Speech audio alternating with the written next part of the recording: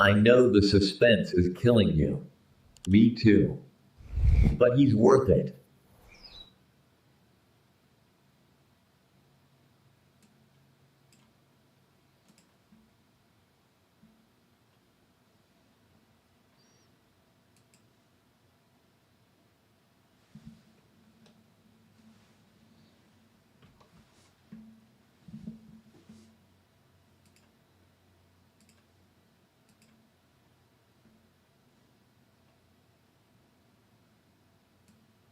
Hey humans, Bigfoot here, getting ready to join Dr. West on his YouTube Live. Favorite doctor.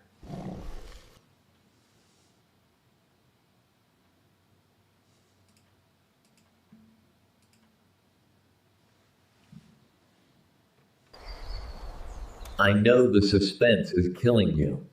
Me too. But he's worth it.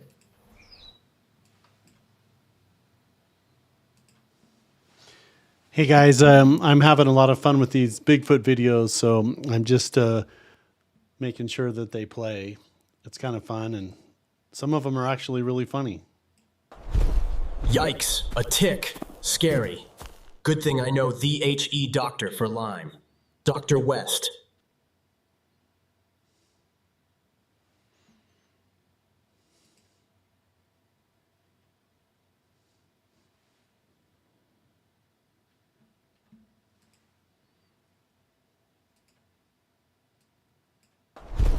Yikes, a tick. Scary.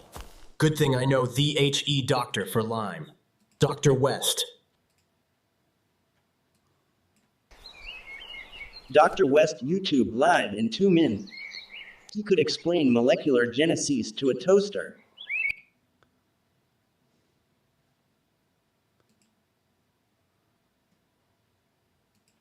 Hey humans, Bigfoot here, getting ready to join Dr. West on his YouTube Live. Favorite doctor.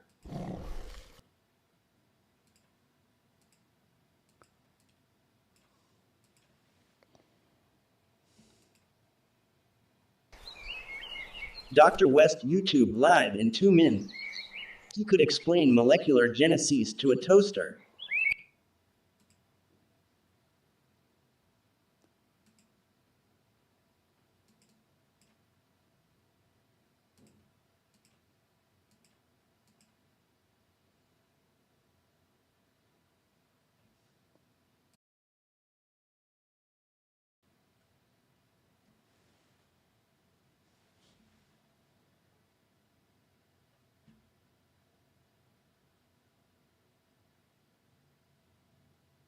Hey humans, Bigfoot here, getting ready to join Dr. West on his YouTube Live. Favorite doctor.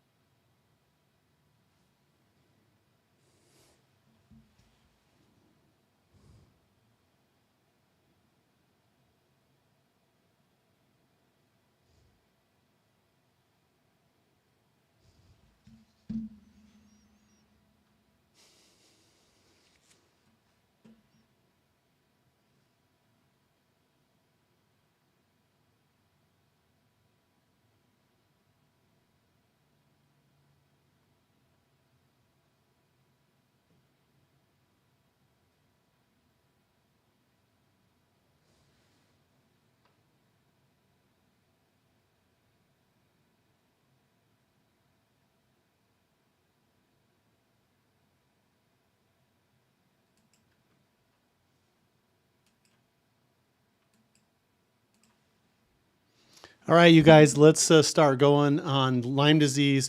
If you have Lyme disease and brain fog, you're not alone. This is one of the most common things that I see for people that have Lyme disease, and I want to tell you guys what to do about it, and also what things to not do about it. So the value right now is like, we need to feed your brain. So there's some really important considerations, things like glycerophosphocholene, something called phosphatidylserine.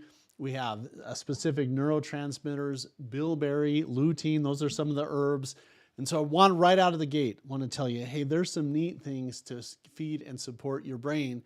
Now, of course, what helps the most is following the rules of health and making sure you get your immune system working. So there's no such thing as a Lyme protocol. There's a Jason protocol, there's a Macy protocol, there's a Jose protocol, there's a Jordan protocol. But if you have Lyme disease, like one of the things that we really want to help you to do is to get your energy back, and it all starts up here.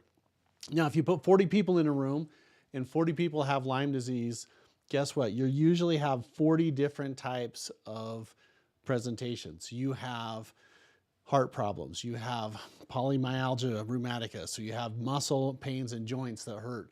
Fatigue is one. Insomnia, I see a lot of. That might be the most common thing that goes wrong, is when people are just so tired, they have a difficult time getting enough energy to go to sleep, and then they can't function during the day.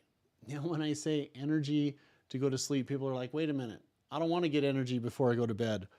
But here's a really good way to describe what's happening with energy. The first thing that I would say is this, that if you run out of energy, what happens is that's when everything starts to literally come into play here. So some people take energy from the heart, they have heart problems. Some people take energy from the nerves and they get tingling, or they drop things, or it can mimic, multiple sclerosis or other nerve diseases like peripheral neuropathy. But here's what happens. When you have enough energy, you have vitality, and one of the other places the body takes it from is the brain. So look, I don't care about gray hair or wrinkles. That's not I don't want that, but that's not the concern. What the concern is up here, so if I can't think, I don't have recall, I don't have mental stamina and mental focus. So that's one of the things that I really want to help people with. Now, we're talking about brain fog and Lyme disease being the great imitator. And so many times people just jump in and say, hey, look, I just need a series of Rocephin or doxycycline, or we need to pulse some antibiotics. Maybe we're using doxy and using something like dapsone. That's when I see a lot of. But guess what? The way to help Lyme disease is to figure out what's wrong and then to treat that. Sometimes a nutrient deficiency, sometimes a vitamin deficiency. We're going to go into these nutrients. And again, if you missed the intro, the nutrients that really help brain fog is phosphatidylserine, which is a fat with an amino acid, phosphatidylcholine, which, by the way, you guys, this is one of the best things that you need to know about. Phosphatidylcholine, not only does it help the brain in my experience, but choline has an amazing effect on nausea in your stomach. It helps to break down fat and get it to the right place. We need fat to insulate and protect the nerves.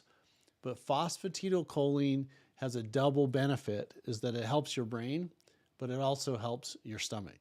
And then things like bilberry and lutein are really common for things not only to help the eyes, but to help the brain. So let's jump right into this and start talking about Lyme disease and brain fog. So let's talk about this. Number one, if I put this over here, it's not just about a rash and brain fog.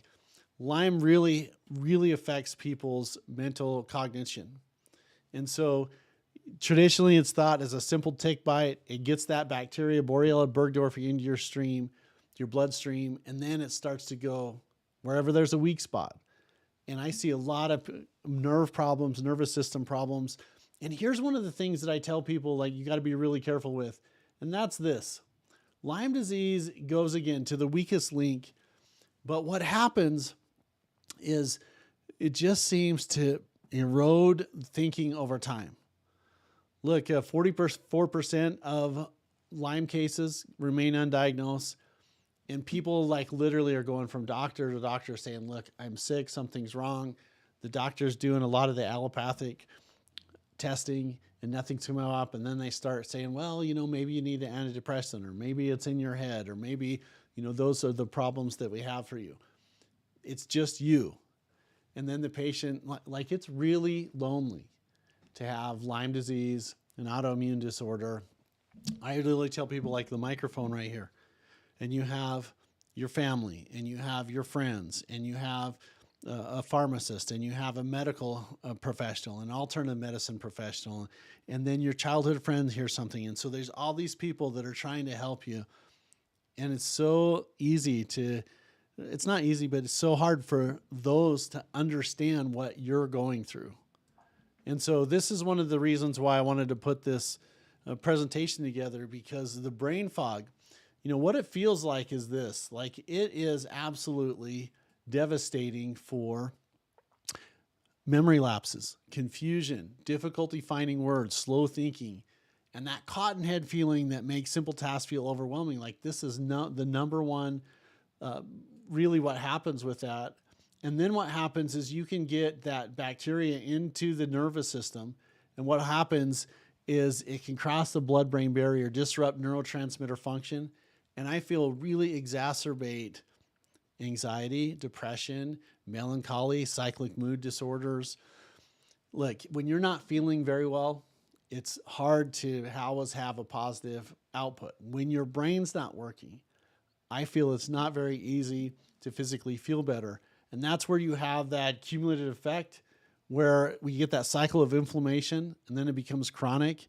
And then treating a cycle of cognitive dysfunction that impacts your work and your relationships. And most important of all, it's that self-confidence.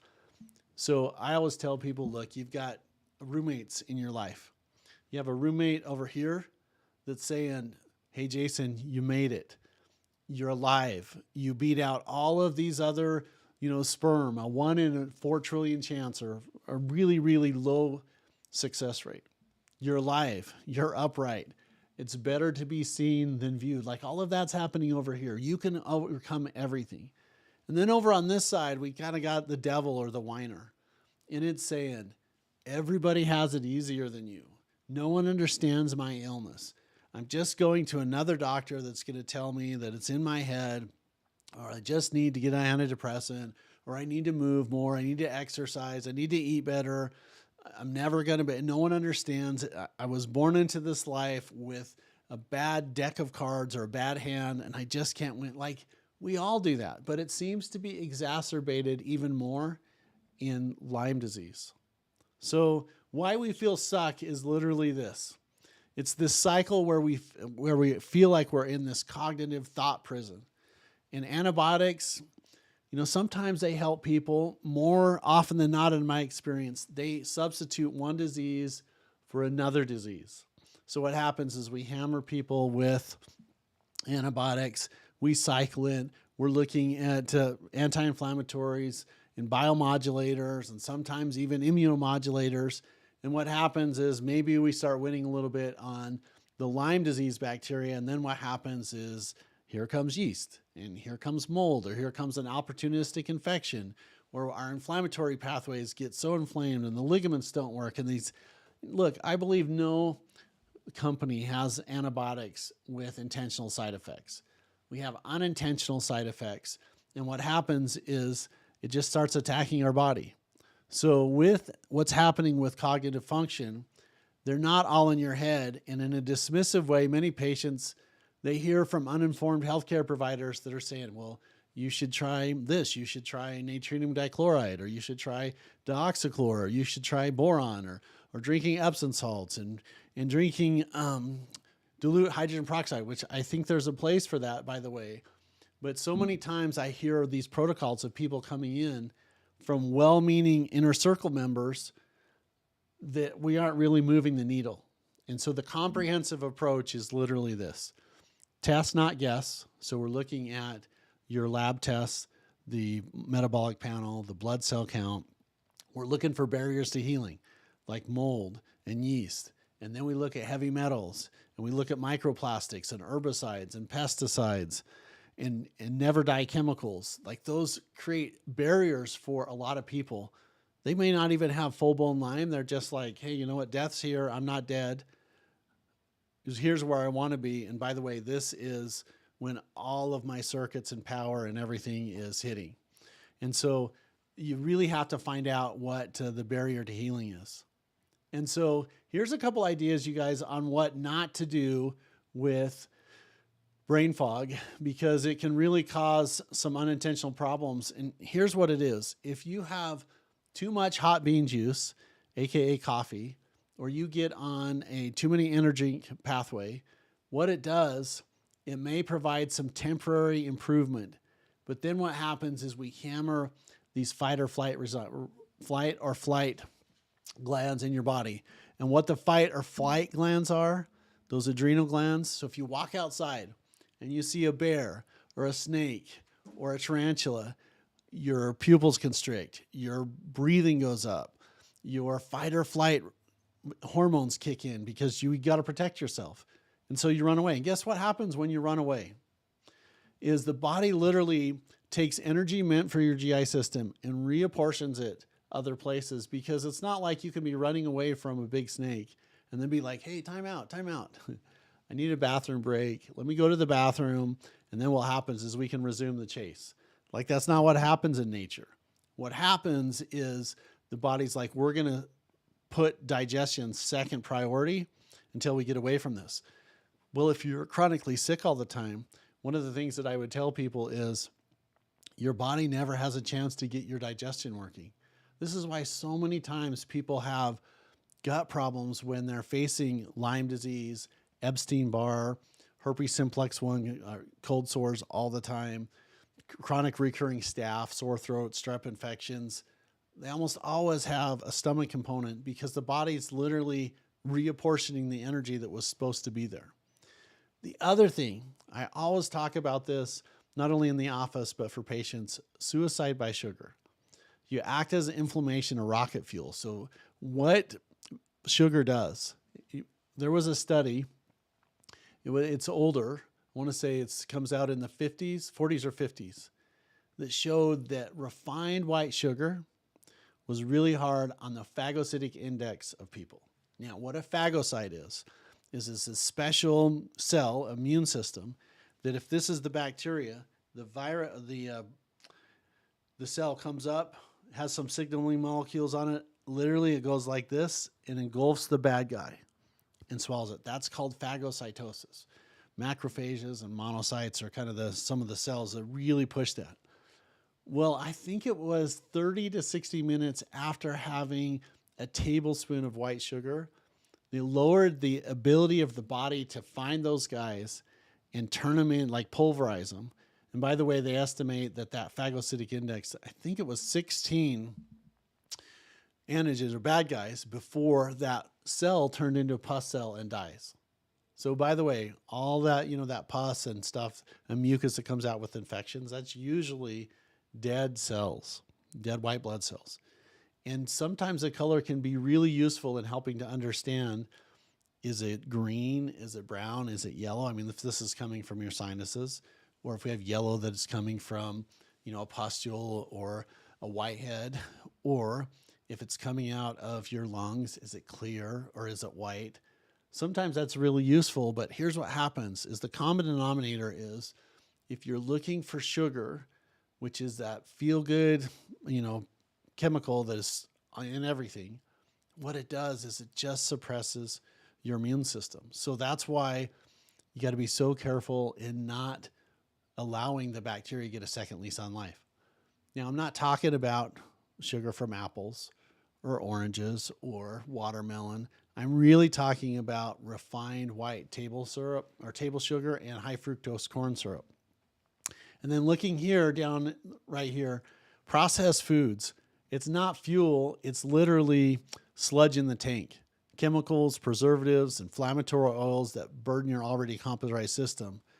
Now, it really says this, remember at the bottom, if you wouldn't feed it to your racehorse, don't feed it to your brain.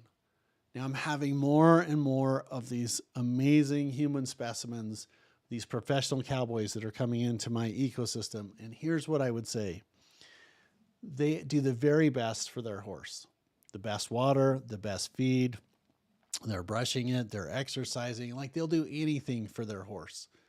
I'm finding less and less cowboys are treating themselves like their horses. Like, can you imagine taking a horse up to your barrel race or your calf roping event or your team roping event and slamming it with, 20 ounces of Dr. Pepper and an energy bar and say, all right, we're going to get after it. Like, my horse is going to improve. No problem. It's going to really be on top of things. Now, no cowboy is going to do that, but they don't always treat themselves like their horse. And I think this is a really good example for your brain. So these are the things not to do. Now, here's some brain cleaning solutions here. Here's what I think is really helpful, particularly if you're fighting chronic Epstein-Barr, chronic Lyme disease, is rest is literally a medicine. Physiologic rest, so important. I mean, 7 to 9 hours of quality sleep when your brain detoxifies through the lymphatic system, it is so important. Sleep is a medicine. Water is a medicine. Oxygen, air is a medicine. The next thing is to drink half of your body weight in ounces. So literally dehydration by just 2%. This is like the majority of the population. It impairs cognitive function by 30%. So it's the 15x rule, a 15 times rule. You should be getting at least 60, even better is 100 ounces of water. And I tell a lot of people that are sick, a gallon of water, and people will say, I don't want to go to the bathroom that much. And my response is, look, this is just peeing out sickness. This is just helping your brain to function better. If we're off 2%, so if we're supposed to take 100 ounces of water and we only drink 80 ounces, like literally, 100 ounces, and we only drink 98 ounces, it will decrease our cognitive function 30%. Like, that's such an astronomical return on investment. And then looking at your nutrition and your anti-inflammatory foods. So your B vitamins, things with color. Magnesium is the miracle mineral, helps everything. Antioxidants are poison removers. And essential amino acids are building blocks. They're peptides. They're part of your muscle and your ligament and your nerve structure. They're just so important. These are the brain clearing solutions that pay off big time. So what if you're doing all that and you need some additional help? Well, that's what we put together here, is we put together some ideas of advanced strategies. Now, I don't have one, I don't have two, I don't have 50. I have literally over 1,000 testimonials of people that were out of hope and out of time and out of options. And literally my mission is to help as many people as possible to know their options about Lyme disease, and particularly not to become their diagnosis. Like, I hate it when people get a label and then they get put into a corner, they get put into a box. People are like, okay, this is exactly what to do with that condition. That's why we coined the phrase in the office, you're not your diagnosis. There's a person in there. You've got to treat the person. But all of the success stories that you can see literally on this channel are people that beat their disease. And how they beat them was getting their life right, getting enough sleep, getting enough water, and then knowing about, and almost all of them have gone through some type of nutrient therapy. It gives you brain supporting supplements. I love oxidative medicine, hydrogen peroxide, hyperbaric, ozone therapy. Let's see, so many, or ultraviolet therapy, EBU therapy, those ways to get extra oxygen in the body, and then protomorphogen therapy. And the protomorphogen therapy is this. Protomorphogens are the ability to put building blocks inside of the body so that you literally have a way like cures like. So you get liver conditions and you take liver. Kidney conditions, you create a kidney. And so many people start showing improvement in as little as 3 to 6 weeks using the advanced glandular protomorphogen oxidative medicine and infusion treatments. And then building cognitive clarity. Like when we do comprehensive testing, and it's not always me, like there's a lot of doctors that do this. They may not have my same Parkling's personality and humor, but testing of blood cell count, of metabolic panel, of hormones, and then looking at foods, whole food nutrition, microplastics, herbicides, pesticides, heavy metals, and then looking at, we can build out some of the neatest specialty nutrition right here, where literally it's just right there for targeted research-backed formulations, personalized treatment plans, and ongoing support. If you have cognitive dysfunction with Lyme disease, you need to find someone that treats you as the person, not treats the disease or the protocol. There's no such thing as taking 2 prescriptions, mixing it with 3 or 4 herbs, and saying, call me in 2 weeks and tell me what happens. That doesn't work. You have to get in and make a custom protocol for the patient that has the problem. One of my very favorite patients, Jennifer, literally said, I was a high-performing executive before Lyme. Then I couldn't remember client names or follow-up conversations. She took some family medical leave, and after 6 months of treatment, so we did some stuff in the office, got her back on schedule. She was able to return to work part-time, and then literally about a year later, back to work, sharper than ever. And so that was the IV nutrients, anti-inflammatory diet, the targeted supplements, and ozone treatment. So we really hit it hard at first, and we do some stuff in the office, and then we stay with people for months after that. So if you're looking for some ideas about ozone therapy, vitamin infusions, if you're looking for supplements, look, here's some really neat things moving forward. We have a free resource. It's right down in the comments right here. You can click on it and get your Lyme disease and brain fog. We put it together kind of a handout, or it's probably too small for ebook. It's a handout. And then we give people the opportunity to have a free workup with our team. And the reason why I say that is because I want to help as many people as possible to beat Lyme disease. Also in that community, you can join, share, subscribe, and that's how we go and we really work on Lyme disease and what we can do to help people to improve. You guys, that is what we do for brain function. We're looking at specific nutrients, phosphatidylcholine, phosphatidylserine, bilberry. There's another mechanism of RNA, which is a memory factor that helps with aberrant mental conditions and helps trigger improved memory in my experience. There's so many things that you can do to help the brain, to detoxify using NAC, N-acetylcysteine. We use Spanish black radish. There's charcoal. There's glutathione. There's liposomal glutathione. Like there's ways to get the poisons out of the body. And then also what we can do that's really fun is to help get the immune system to work, to clean the jails of the body, which is the lymphatic system, to stimulate the immune system, to get the thymus and the spleen working better, jump-starting with a specialized technique called neural therapy. And I put all of that together, like you're going to get the cognitive test or the cognitive report on the link below, but that leads you to our free Lyme Warrior resource guide, the Lyme Fighter. Like I really feel I was put on the earth to help people beat this huge chronic infectious disease called Lyme disease. And I just really have a lot of professional and personal fulfillment when we take people that are out of hope and out of time and they've been sick for years. I mean, if you look at some of the testimonials, whether it's Jennifer or looking at Zach and we're looking at Wes, like we're getting things turned around and we're beating those conditions. All right, you guys, that is our YouTube live that we're looking at. If you want the resource below, great. And by the way, I would love it if you'd leave a comment. If you have something associated with Lyme, is it chronic joint problems? Is it chronic stomach problems? Is it what to do instead of prescriptive medications? Or if you'll put a comment here, we'll make sure that we reach out and pick those up. I'm Dr. Jason West, the Lyme Fighter, and that is our program. And we'll see you guys on the next Lyme.